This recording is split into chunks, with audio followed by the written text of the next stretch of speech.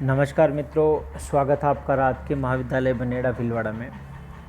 आज हम एक महत्वपूर्ण टॉपिक पे चर्चा करेंगे जो कि भौतिक भूगोल का बड़ा ही महत्वपूर्ण टॉपिक है। भौतिक भूगोल में धरातल पे होने वाली घटनाओं का हम बहुत ही विस्तृत रूप से अध्ययन करते हैं और उनमें प्रमुख रूप से जो घटनाएं हैं उसमें धरातल पे घटित होने वाली जो घटनाएं हैं उसको हम दो वर्गों में डिवाइड कर सकते हैं। एक होती है जो कि बहिर्जात बल एक्सोजेनेटिक फोर्स के द्वारा गठित होती है, और दूसरे वाली जो होती है धरातल पे घटनाएं इंडोजेनेटिक फोर्स यानी कि अंतर्जात बल से घटित होती हैं। अर्थात हमारे इस भूगोल का जो रंगमंच या पृथ्वी का जो धरातल है उस पे जो घटनाएं घटित होती रहती हैं वे प्रमुख रूप से दो वर्गों में रखी जा सकती हैं। एक वे प्रक्रियाएं, फेनोमेना, परिघटनाएं जो अनवरत रूप से चलती हैं, उनमें एक वर्ग जो बाह्य शक्तियों से प्रभावित है और एक दूसरा वर्ग जो आंतरिक शक्तियों से प्रभावित है। अभी मैं आपको थोड़ा सा एक्सप्लेन इसमें ये बताता हूँ कि जैसे बहिर्जात बल या बाह्य शक्तियाँ, जैसे बाह्य शक्तियों से आसे हम देखो, एक चीज़ मैं आपको बता दूँ कि जैसे बहता हुआ पानी है या बरसात का पानी है, नदियाँ हैं, तो ये धरातल पे इसमें काट छाँट करते रहते हैं।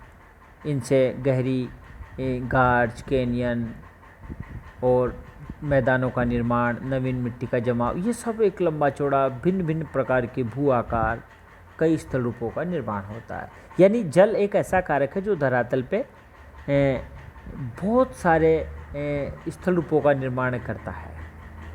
तो ये जो जल है ये एक प्रकार से बहिर्जात बल है।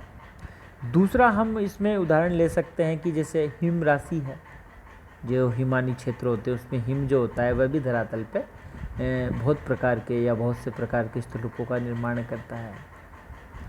वायु है, तो वायु जब चलती है, विशेष रूप से जब मरुस्थलीय क्षेत्रों में तीव्र गति से वायु चलती है, तो वह भी भिन्न भिन्न प्रकार के भू आकारों का निर्माण करती है। जैसे कि प्रमुख रूप से हम कह सकते हैं कि लोएस है, या अपने राजस्थान में हम देख सकते हैं कि बरखान है, जो विशेष प्रकार का टीला है, या अनुप्रस्थ या अनुदैर्घ्य टीले, या कॉरिडोर है, गासी है, छत्रक है। ये काफ़ी सारे भू आकार हैं जो कुल मिला के हम देख सकते हैं कि बहते हुए जल के द्वारा, हिम के द्वारा और वायु के द्वारा। इसके अतिरिक्त और भी कुछ कारक हैं जहाँ धरातल पे चूना प्रधान चट्टानें होती हैं, वहाँ पानी की जो क्रियाएं होती हैं, बहते हुए जल के द्वारा जो क्रियाएं होती हैं, तो चूना प्रधान चट्टानी क्षेत्रों में पानी क्या है कि चट्टानों में अंदर की ओर चला जाता है और वहाँ भी एक विशेष प्रकार के भू क्षेत्र का निर्माण करती है। उसको हम भूगोल की भाषा में कास्ट टोपोग्राफी के नाम से जानते हैं। तो आपने कुल मिला के ये देखा कि ये बाह्य कारक है और ये धरातल पे भिन्न भिन्न प्रकार के भू आकारों का निर्माण करते हैं। और धरातल पे ये विकृतियाँ जो है, ये एक प्रकार से हम उसको विकृति भी कह सकते हैं या भू आकारों का निर्माण भी कह सकते हैं उसको। और एक विशेष बात यह है कि जो आंतरिक बल हैं वो विकृतियाँ उत्पन्न करते हैं, तो बाह्य जो बल है वो उनको समतल स्थापक, विशेष रूप से इनको बाह्य जो कारक है ये समतल स्थापक कारक कहलाते हैं, क्योंकि धरातल पे पाई जाने वाली जो विभिन्नताएं हैं उनको धीरे धीरे ये समाप्त करने का कार्य करते हैं। इसलिए जो एक्सोजेनेटिक फोर्स जो हैं ये समतल स्थापक कारक भी कहलाते हैं। तो आपको समझ में आ गया होगा कि बहता हुआ पानी है, हिम है, वायु है, तो ये ऐसे कारक हैं। या कास्ट क्षेत्र में होने वाली जलीय क्रियाएं जो हैं ये समतल स्थापक कारकों के अंदर कहलाते हैं। दूसरे होते हैं अंतर्जात बल, जिसमें कि भूकंप और ज्वालामुखी महत्वपूर्ण है, जो पृथ्वी के आंतरिक भाग से उत्पन्न होने वाली ऊर्जा के द्वारा ही उनका मूल स्रोत होता है, वहीं से वो उत्पन्न होते हैं पृथ्वी के आंतरिक भाग की ऊर्जा से। और धरातल पे विभिन्न प्रकार के जैसे कि पर्वतों का निर्माण है, भूकंप है, ज्वालामुखी है, या गहरी कंदरा, गार्ज, भ्रंश, इस प्रकार के कुछ वो निर्माण उनके द्वारा भी होते हैं। या लावा पठार बना दिया या पर्वतीय क्षेत्रों का निर्माण उनसे हो गया, तो वो अंतर्जात बलों से धरातल पे विभिन्न भिन्न प्रकार की स्थलाकृतियाँ बनती रहती है और ये जो बाह्य कारक है वो उनको धीरे धीरे समतल करने का प्रयास करते हैं। तो ये बड़ा ही अपने आप एक महत्वपूर्ण टॉपिक है। अब सबसे पहले जो आज हमारा चर्चा का जो बिंदु होगा उसमें हम बहिर्जात जो फोर्स हैं या एक्सोजेनेटिक जो फोर्स है उनकी ही हम चर्चा करेंगे। और एक्सोजेनेटिक जो फोर्स हैं काफ़ी विस्तृत हैं इनका। तो सबसे पहले मैं आपको एक एक करके ये बताना चाहूँगा। जैसे हम जल की चर्चा करेंगे तो जल जो है वह किस किस प्रकार से करता है, यानी कि जब हम जल बहते हुए जल के द्वारा जो भू आकारों का निर्माण जब पढ़ेंगे तो उससे पहले कुछ हम मूलभूत चीज़ें जैसे कि अपसय है, अपर्दन है, निक्षेप है, अनाच्छादन है, इन प्रक्रियाओं को भी एक बार देखेंगे। तो भूगोल की दृष्टि से अपसय, अपर्दन और अनाच्छादन, निक्षेपण, ये कुछ ऐसी टेक्निकल शब्दावलियाँ हैं या ये क्या होते हैं, इनको थोड़ा विस्तृत रूप से हम एक एक करके देखने का भी प्रयास करेंगे। तो कुल मिला के जैसा कि आपको यहाँ मैं दिखा रहा हूँ कि पृथ्वी की सतह पर उत्पन्न होने वाले बलों को बहिर्जात बल कहते हैं।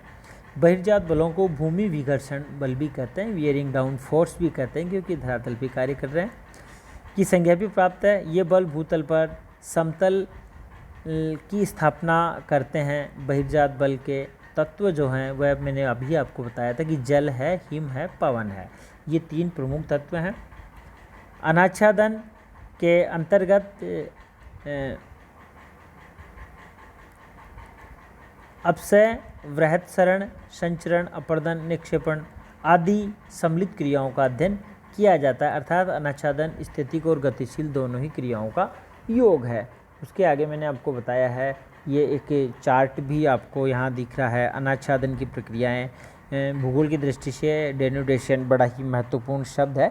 और इस अनाच्छादन जो शब्द है उसमें अपक्षय, वृहत्सरण यानी मास वेस्टिंग जो इसमें आता है ये शामिल है, और संचरण भी है, अपर्दन भी है और निक्षेपण, ये जो तीनों प्रकार कुल मिला के अपसय, अपर्दन और निक्षेपण तीनों ही चीज़ें इसमें शामिल होती हैं अनाच्छादन की प्रक्रिया में। अभी हम देखेंगे अपसय का और फिर अपर्दन का, निक्षेपण का, कि किस प्रकार से ये कारक जो होते हैं अपसय करते हैं, अपसय होता क्या है, अपर्दन क्या है, किस प्रकार से होता है, और निक्षेपण के द्वारा कौन से आकार बनते हैं। क्योंकि ये जो तीन कारकों का भी हम जिक्र करेंगे, जल है, हिम है, पवन है, तो ये तीनों ही जो कारक हैं ये अपसय, अपर्दन, निक्षेपण की प्रक्रियाएँ करते हैं। यानी कि एक एक करके अब इनको इस रूप में हम देखेंगे। सबसे पहले हम अपसय पे आते हैं कि अपसय क्या होता है। अपसय का मतलब यह है कि जो बाह्य कारक, हम यहाँ बाह्य कारकों के संदर्भ में देख रहे हैं कि ये जो बाह्य कारक हैं जैसे कि जल है, हिम है या वायु है, इनके संदर्भ में हम देखें तो कुल मिला के धरातल पे ताप है, जल है, वायु है, तथा प्राणियों का कार्य है जिनके द्वारा यांत्रिक और रासायनिक परिवर्तनों से चट्टानों में अपने स्थान पर ही टूट फूट होती रहती है। कारकों के आधार पर अपसय को तीन प्रकारों में विभक्त किया जा सकता है। अब आप अपसय को मेरी तरफ से यूँ समझने का प्रयास करो, ये तो मैंने आपको जो लिखा हुआ था वो बताया है। अपसय का मतलब है कि धरातल पे जो चट्टान या धरातल चट्टानें हैं वह अपने स्थान पे ताप के द्वारा, जल के द्वारा या वायु के द्वारा, अर्थात चट्टानें स्वस्थाने बाह्य कारक जैसे कि जल है, हिम है या ताप है के द्वारा अपने स्थान पे ही या किसी रासायनिक कारक के द्वारा उसमें टूट फूट होना। क्या होना? टूट फूट होना। यानी कि हमारे धरातलीय जो चट्टानें हैं वह अपने स्थान पे ही, ऐसा नहीं कि वो कहीं जा रही है, अपने स्थान पे ही है वो, लेकिन उनमें जैसे कि गर्मी के कारण से, आप तो यूँ समझो कि जैसे चट्टान है वो सूर्य की गर्मी से तपती है, तपने के कारण से उसका आयतन बढ़ता है, फिर रात में जब तापमान कम होता है तो वापस सी उड़ती है। तो कुल मिला के ताप के द्वारा उसके आयतन में बदलाव होने से चट्टानें क्या हो गई? विखंडित हो गई, टूट गई। तो ये जो चट्टान का विखंडित होना और टूटना जो है अपने स्थान पे ही उसका टूट फूट होना, चूरा होना अपसय कहलाता। उसी प्रकार से जल के द्वारा, तो जल भी चट्टानों का क्या करता है? इस प्रकार से अपसय करने में सहायक। इसी प्रकार से वायु हो, जल हो या ताप हो, तो ताप, जल और वायु के द्वारा चट्टानों का स्वस्थान अपने ही स्थान पे रासायनिक प्रक्रम के द्वारा अथवा यांत्रिक प्रक्रम के द्वारा टूट फूट हो जाना अपक्षय कहलाता है। अब दो प्रकार के प्रक्रम हैं, जैसे कि साहब ताप है, ताप के द्वारा चट्टान का आयतन बढ़ता है और फिर तापमान कम होने पर सिकुड़ता है। तो ये एक प्रकार का यांत्रिक या मैकेनिकल या भौतिक, इसके लिए 3 शब्द मैंने आपको बताए, जैसे 2 शब्द हिंदी के बताए, यांत्रिक या भौतिक।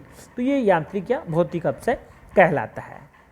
दूसरा रासायनिक, इसका मैं आपको एग्जाम्पल देता हूँ, जैसे कि लोहे में जंग लगती है, तो ये लोहे में जो जंग लगना है ये एक रासायनिक परिवर्तन है। तो जिन चट्टानों में आयरन की या लोहे की मात्रा होती है वह गीली जल से जब क्रियाएं करती हैं वे चट्टानें, या जिन चट्टानों पे पानी गिरता है तो उनमें क्या होता है कि वे चट्टानें फूल जाती हैं और आयतन उनका बढ़ जाता है और वजन भी, उनके वजन में भी परिवर्तन हो जाता है। तो ये एक प्रकार का क्या है, रासायनिक परिवर्तन कहलाता है। तो चट्टानों में रासायनिक परिवर्तन से भी चट्टानें टूट फूट होती है, स्वस्थान अपने ही स्थान पे उनमें टूट फूट होती रहती है। तो 2 प्रकार से ये हो सकता है, यांत्रिक या भौतिक प्रकार से, या दूसरा हम कह सकते हैं कि रासायनिक परिवर्तन चट्टानों में हो सकता है। अब हमें 2 प्रकार के जो प्रमुख रूप से अपक्षय के प्रकार हैं उनकी चर्चा करेंगे, जैसे कि भौतिक या यांत्रिक अपक्षय। जो ये भौतिक या यांत्रिक अपक्षय है ये मेजर रूप से जो है ये 4 इसमें दिखाए गए हैं कि ये 4 कारक हैं जिनके कारण से भौतिक या यांत्रिक अपक्षय होता है। जैसे ताप के कारण, ऐसा जैसा कि मैंने भी आपको एग्जांपल दिया था, ताप के कारण से चट्टानों के टुकड़े हो जाना या चट्टानों का विघटन हो जाना, चूरा हो जाना सबसे सरल है और सबसे महत्वपूर्ण भी है। जिन क्षेत्रों में तापमान अधिक बढ़ता है, चट्टानें अधिक तापमान के कारण से ऊष्मा को ग्रहण करती हैं, आयतन बढ़ता है, आयतन बढ़ने से वो फैलती हैं और जब तापमान कम होता है तो वापस सिकुड़ने लगती हैं। इस प्रकार ये क्रिया अनिवार्य रूप से होती है। तो चट्टानों छोटे छोटे टुकड़ों में टूट जाती, हो सकता है पहले बड़े आकार में टूटे फिर छोटे में टुकड़े, ये एक परिस्थितियों पे डिपेंड करती है, चट्टान की प्रकृति और तापमान की दशाओं पे निर्भर करती है। लेकिन कुल मिला के तापमान में परिवर्तन के कारण से चट्टानों में इस प्रकार से विघटन होना क्या कहलाता है, भौतिक या यांत्रिक अपक्षय। और कारण क्या हुआ, ताप। दूसरा हम देखते हैं कि विशेष रूप से जैसे मरुस्थलीय क्षेत्र हैं या रात्रि के समय में बहुत ज़्यादा तापमान वहाँ कम हो जाता है, तो उसमें जो रात्रि में ओस का पानी है या बरसात का पानी है उन चट्टानों की दरारों में चला जाता है।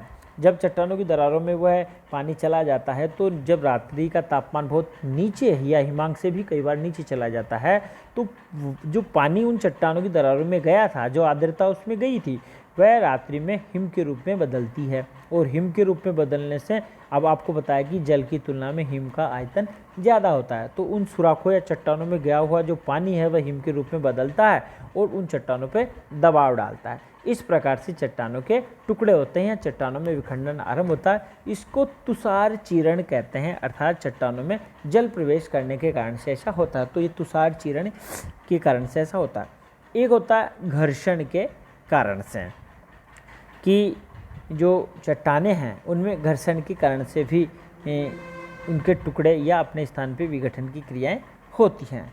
एक होता है दबाव के कारण से, भौतिक के जो या यांत्रिक जो अपक्षय है वह दबाव के कारण से भी चट्टानों में, जैसे कि हम देखते हैं कि मरुस्थलीय क्षेत्रों में जब चट्टान के ऊपरी भाग पे तापमान ज़्यादा पड़ता है तो जैसे प्याज का छिलका होता है ना, अपसल्कन जिसको कहते हैं, एक प्रकार से मरुस्थलीय क्षेत्रों में अपसल्कन की क्रिया होती है, यानी चट्टानों के जो ऊपरी भाग होते हैं जो अधिक तापमान के कारण से आयतन में अचानक वृद्धि होती है और नीचे के भाग जो होते हैं जो अपेक्षाकृत बहुत कम गर्म होते हैं तो उनमें ज़्यादा बदलाव नहीं आता और ऊपर वाले जो भाग है उनमें बदलाव आ जाता है। परिणाम स्वरूप क्या होता है कि ऊपर वाला जो भाग है प्याज के छिलके की तरह चट्टान से अलग हो जाता है। तो ये क्यों हुआ, ये दबाव कम पड़ने से। फिर ऊपर वाली चट्टानों का जैसे मान लो कि अपर्दन अपक्ष जो भी कुछ हो रहा है उसके कारण से दबाव अगर कम होता है तो दाब के हटने से भी उसमें क्या हो गया, नीचे वाला जो भाग है वह तो अपनी अवस्था में रह गया और ऊपर वाला भाग हट गया। तो जैसे जैसे चट्टानों में ऊपरी भाग हटते रहते हैं दबाव घटता रहता है और दबाव के घटने से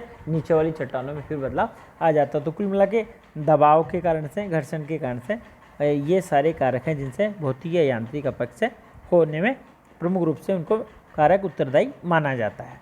अब हम देखेंगे रासायनिक अपक्षय। रासायनिक जो अपक्षय होता है वह घोल के द्वारा या ऑक्सीडेशन या ऑक्सीकरण की प्रक्रिया के द्वारा कार्बोनेशन या जलयोजन। बड़ा सरल है, इसको समझने के द्वारा कुल मिला के जब चट्टानों पे पानी बहता है तो पानी जब बहता है तो कुछ चट्टानों में पाए जाने वाले कुछ पदार्थ ऐसे होते हैं कि उस पानी में घुल जाते हैं। इसको घोल या सॉल्यूशन के नाम से जानते हैं। तो चट्टान की स्ट्रक्चर वगैरह बदल जाती है और चट्टानें कमज़ोर हो जाती है। हो सकता है जैसे मान लो पानी है, अब किसी चट्टान में नमक या साल्टी पदार्थ है तो पानी क्या जाए करेगा, उस चट्टान के नमक को अपने में घुला लेगा, मिला लेगा, तो चट्टान अपने आप वीक हो जाएगी, कमज़ोर हो जाएगी और टूट जाएगी। और इस प्रकार से ये चट्टान में होने वाली टूट फूट जो है वह रासायनिक अपक्षय कहलाएगी। दूसरा है ऑक्सीकरण। जिन चट्टानों में जैसे माना कि कोई चट्टान है उसमें लोहे के पदार्थों की या लोह तत्व की मात्रा ज़्यादा है तो पानी के द्वारा उस आयरन में और उसमें ऑक्सीजन में, जो पानी में जो ऑक्सीजन है और चट्टान में जो आयरन है उनमें क्रियाएं होगी और क्रियाएं होने के कारण से ऑक्सीकरण की क्रियाएं होगी और ऑक्सीकरण की क्रिया होने के कारण से ऑक्सीजन को वो खींच लेगी और चट्टान, और उसमें जो लोहे वाले तत्व हैं वो एक तरह से जैसे लोहे में जंग लगना होता है वैसी प्रक्रिया हो जाएगी और चट्टानें कमज़ोर, जैसे को देखना लो कि लोहे में भी जैसे जंग लगती है तो चट्टानें कमज़ोर हो जाती है।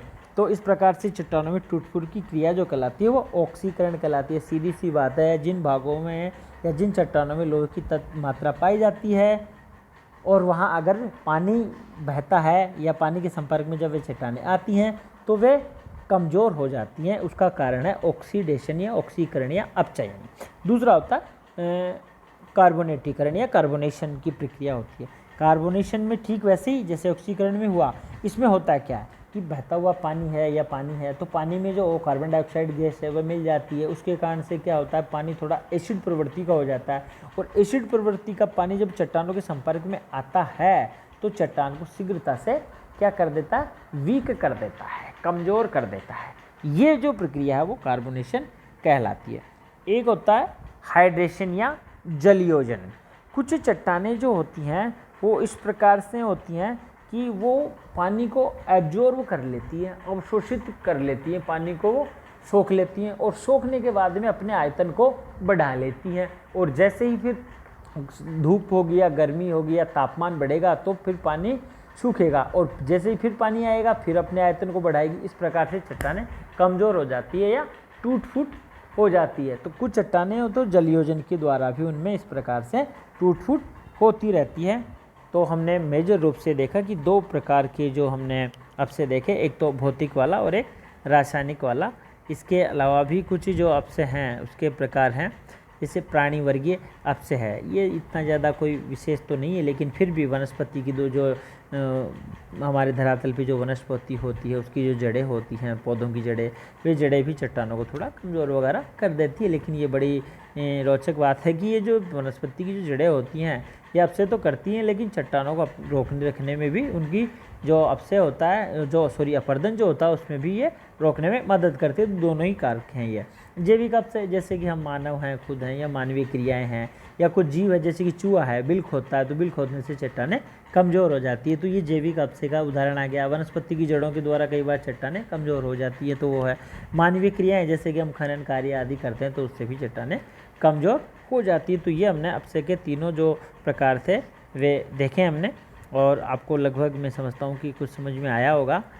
अब हम जो अगला टॉपिक है वह अपरदन के विषय में हम चर्चा करेंगे।